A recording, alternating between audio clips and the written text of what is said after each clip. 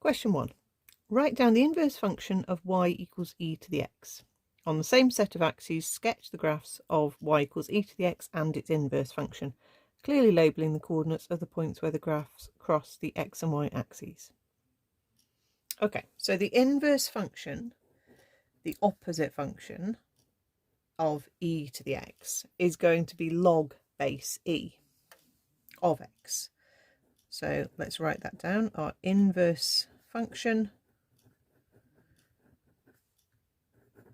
is going to be, you can either write it as ln x or you can write log base e of x.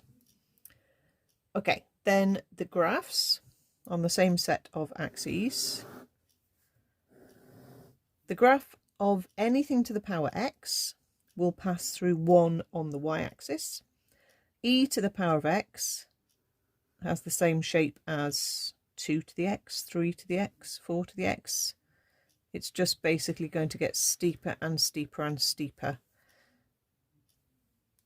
And then the inverse function is actually the mirror image of the graph in the diagonal line y equals x. Okay.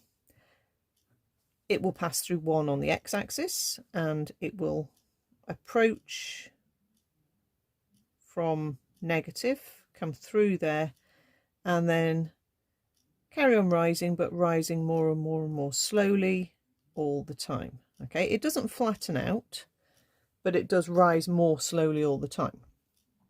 So that's your basic shape.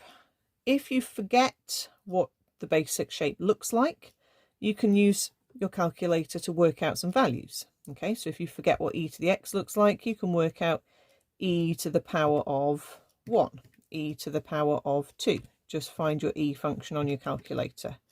E to the power of 0, e to the power of -1, -2.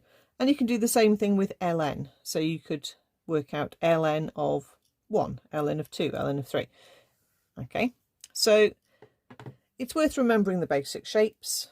Okay, and it's worth remembering that the e to the graph and the inverse of e to the graph is the ln graph.